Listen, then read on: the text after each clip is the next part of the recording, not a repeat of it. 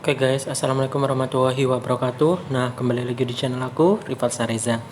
Nah, pada kesempatan kali ini aku akan membahas tentang pembahasan soal-soal ujian kompetensi tenaga teknis kefarmasian di part 7.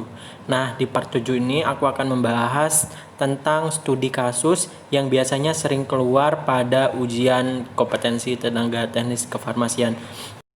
Bagi kalian yang baru bergabung di channel ini, kalian bisa subscribe channel ini karena channel ini akan membahas tentang dunia farmasi, dunia kesehatan, dan traveler.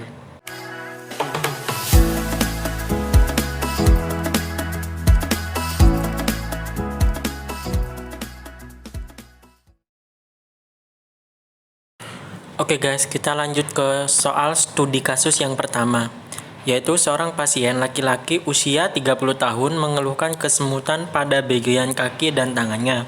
Pasien merupakan penderita tuberkulosis yang mendapatkan kombinasi obat antituberkulosis sejak 4 bulan lalu. Apoteker menyatakan pasien tersebut menderita neuropati perifer karena efek samping suatu obat. Nah, obat manakah yang dapat menyebabkan efek samping obat tersebut, yaitu kesemutan? Jawabannya A. Isoniazid, B. Rifampicin, C. Ethambutol, D. Streptomycin, dan E. Pyridoxine. Jawabannya yang benar adalah isoniazid ya, karena INH ini memiliki efek samping yaitu menurunkan kadar vitamin B6 yang ada dalam tubuh sehingga menyebabkan neuropati perifer dengan ciri-ciri yaitu kesemutan di seluruh tubuh seperti itu. Nah, untuk rifampicin biasanya efek samping obatnya yaitu kencing atau buang air kecilnya yaitu berwarna merah. Untuk pyridoxine ini merupakan nama lain dari vitamin B6, jadi dia tidak memiliki efek samping tertentu kecuali dengan dosis tinggi dan berlebihan pasti memiliki efek samping seperti itu. Untuk ethambutol dan streptomycin kalian bisa baca sendiri di buku tentang efek samping obat. Oke, ke soal yang kedua yaitu seorang laki-laki datang ke puskesmas dengan keluhan batuk, demam, dan keringat dingin di malam hari selama sebulan terakhir. Hasil pemeriksaan mikrobiologi spesimen spektrum menunjukkan BTA-nya positif. 2 tahun lalu pasien pernah menderita tuberkulosis dan minum obat anti tuberkulosis selama kurang lebih 6 bulan dan dinyatakan sembuh. Kapan pemantauan kemajuan hasil pengobatan ini dilakukan?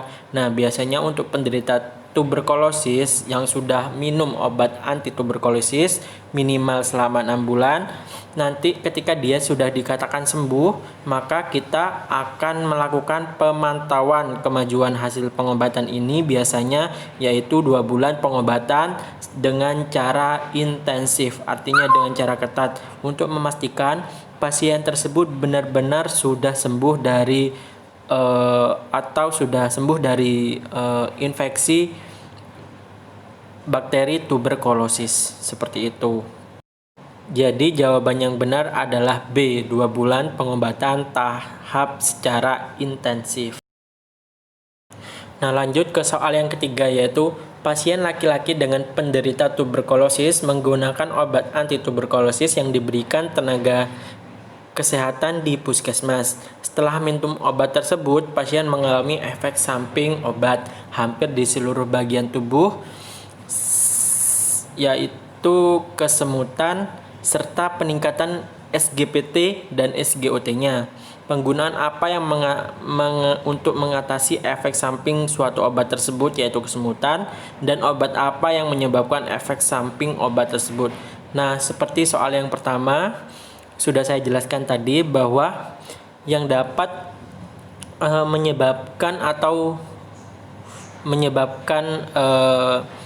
neuropati perifer itu adalah isoniazid atau INH. Kemudian untuk mengatasinya yaitu dengan vitamin B6 atau pyridoxine. Jadi jawabannya adalah yang C, pyridoxine dan isoniazid. Lanjut ke soal yang keempat yaitu sebuah instalasi farmasi rumah sakit kehabisan persediaan farmasi di gudang rumah sakit. Tenaga teknis kefarmasian ingin memesan obat antibiotik golongan penisilin ke PUBF. Pertimbangan apa yang sesuai dengan studi kasus di atas? Seperti yang sudah dijelaskan bahwa instalasi farmasi tersebut sudah kehabisan persediaan farmasi, artinya sudah stoknya kehabisan atau benar-benar kosong. Jadi pertimbangan untuk pemesanan studi kasus tersebut yaitu berdasarkan persediaan stok obat, bukan berdasarkan golongan obat, meskipun golongan obat yang dipesan yaitu obat golongan penisilin. Tetapi obat tersebut dipesan karena kehabisan stok. Jadinya berdasarkan persediaan stok obat untuk pertimbangannya seperti itu. Oke, lanjut ke soal yang kelima, yaitu sebuah apotek ingin memesan paracetamol tablet ke pedagang besar farmasi untuk pertama kalinya. Pertimbangan apa yang diambil seorang apoteker dalam memesan obat untuk pertama kalinya? Jawaban yang A, lokasi, yang B, jarak PBF dengan apotek, yang C, ketersediaan barang, yang D, waktu pembayaran, yang E, jenis PBF. Jawaban yang benar adalah yang jarak PBF dengan apotek. Jadi untuk memesan obat pertama kalinya yang harus disesuaikan atau yang jadi pertimbangan awal yaitu jarak antara pedagang besar farmasi dengan apotek tersebut. Jadi kita harus memilih jarak yang PBF yang terdekat dengan apotek. Supaya apa? Supaya barang juga cepat datang dan biaya pengirimannya lebih hemat apabila pengiriman barang tersebut diadakannya ongkir atau ongkos pengiriman. Nah, untuk lokasinya memang kita melihat atau mempertimbangkan lokasinya juga, tetapi ini pilihan kesekian. Nah, untuk ketersediaan barang dilakukan ketika kita sudah menentukan PBF mana yang akan kita pesan. Kemudian yang D yaitu waktu pembayaran. Nah, kita juga akan mempertimbangkan waktu pembayaran atau kelonggaran pembayaran yang diberikan PBF kepada kita. Tetapi ini adalah pilihan yang kesekian, sama seperti dalam menentukan lokasi dan jenis PBF. Seperti itu. Jadi jawaban yang benar adalah yang B, jarak PBF dengan apotek. Jadi kita harus memilih jaraknya yang terdekat. Oke, sekarang lanjut ke soal yang keenam, yaitu sebuah rumah sakit di daerah Gresik menyediakan Provenis suppositoria di ruang perawatan pasien yang dikelola oleh tenaga teknis kefarmasian dengan pengawasan seorang apoteker. Termasuk distribusi apakah studi kasus di atas, yaitu kita menyimpan barang di ruang-ruang khusus yang dikelola oleh tenaga teknis kefarmasian atau bagian farmasi. Jadi distribusi tersebut termasuk dalam kategori world floor stock, ya, seperti menyimpan persediaan barang di ruangan-ruangan tertentu.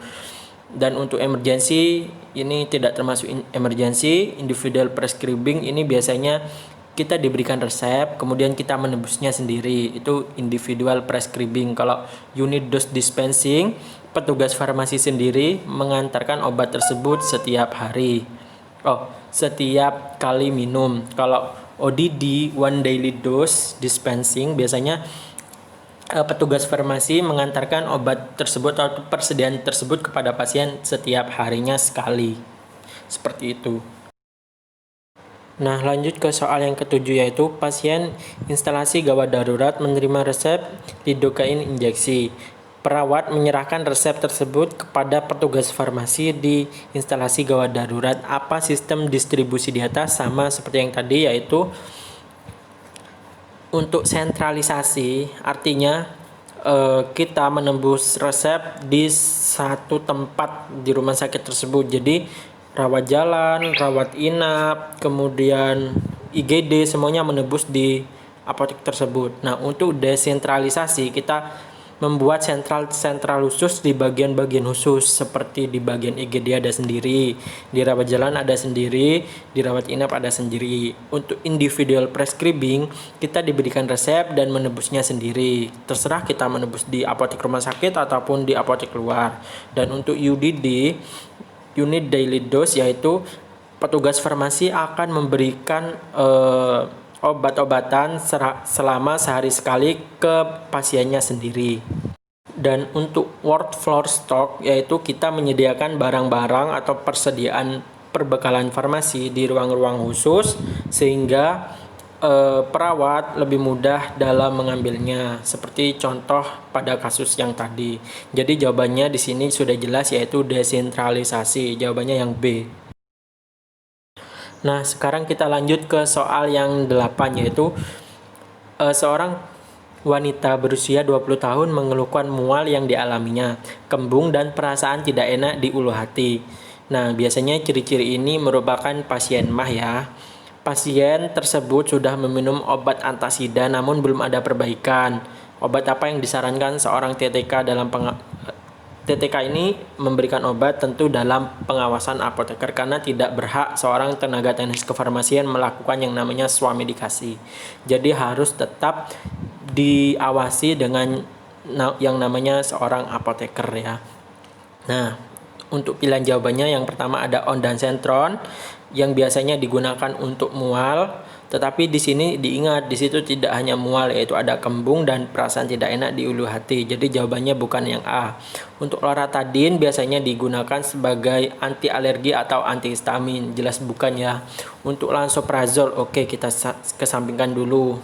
Untuk ranitidin oke, memang buat emak, kita kesampingkan dulu. Untuk loperamid ini bukan obat untuk mengatasi MAH, tetapi ini untuk biasanya digunakan pada terapi diare.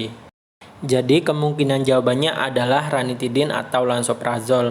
Tetapi dalam menentukan suatu pengobatan kita harus secara bertahap. Jadi yang sesuai dalam pengobatan ini menurut saya yaitu ranitidin, karena mekanisme ranitidin sendiri yaitu memiliki efek farmakologi sebagai antagonis reseptor histamin yang mensupresi sekresi asam lambung. Jadi dia menurunkan kadar asam lambung sehingga tidak akan terjadi yang namanya mual, muntah, ataupun kembung. Karena tadi gejala-gejala tersebut timbul karena tingginya sekresi asam lambung yang ada di dalam lambung, seperti itu.